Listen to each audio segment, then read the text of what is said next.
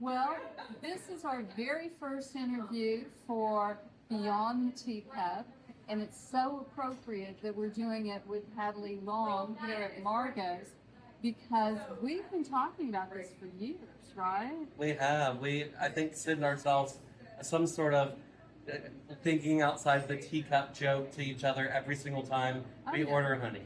Oh, yeah. And so the gist of what the series is talking to chefs about how they use our honey, and that it will help bring the entire group of Nashville that utilizes our honey to start thinking about going beyond the teacup Beyond the teacup. and start cooking with it in soups and breads and there's just a wide variety of ways to use honey.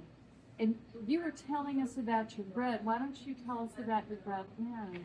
Every single day we have fresh house-made focaccia, and the yeast and the honey are the most important part of the recipe, because the honey is the thing that feeds the yeast that gives us the softest, most billowiest, beautiful focaccia, which we serve. Lots of focaccia and olive oil every single day. But even the focaccia goes further than that for us, where it ends up being a breadcrumb or a crouton or something that we use to grind up to make a breadcrumb that's frying something, or it's making something stick together. So the honey is a very small part of that. And we were so happy to have Carol in Tennessee Mountain Honey come into our lives as a business that focuses on impacting the local community through farming and otherwise. And to be able to have local honey has just been an amazing benefit for us. And we love it so very much. Okay, so Hadley, let's talk a little bit about you. How long have you been at Margot's, and what brought you here? I have been working here for almost 14 years now. I came here after culinary school. I needed to complete an externship of sorts. I went to school in Washington, D.C., but I'm from Nashville, grew up south in Franklin, and wanted to come back to Nashville to start my career. Investigated all the beautiful dining options that Nashville had to offer, and naturally, Margot was at the top of that list. And I'll never forget, and Margot often tells this story herself, we were communicating via email before we met in person, and then I came into town to meet her, and it just kind of quickly went from there. So I completed my externship and then quickly stayed on. Was working at Marché Artisan Foods down the street at the time, and then came, and it's been a whirlwind ever since. So started as the extern, and now I'm the executive chef. So it's been an incredible journey.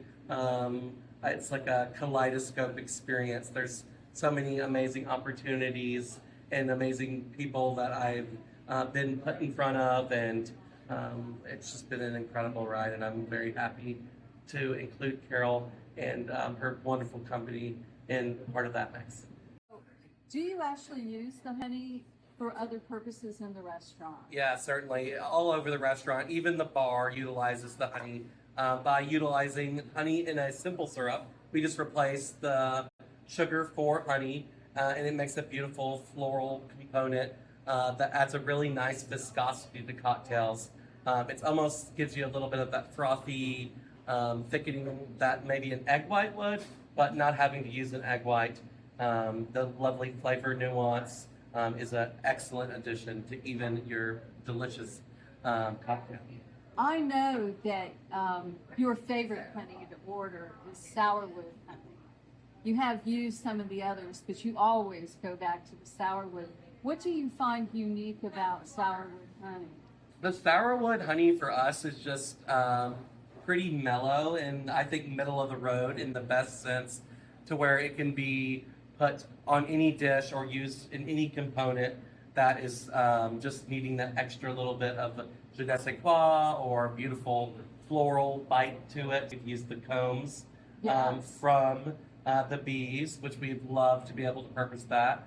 And We do all sorts of infusions with the honey as well, whether that be the very popular hot honey, saffron honey, really any type. We've even made lavender honey here, which is a great way to just infuse more flavor into the already super delicious honey that you give us all of the time.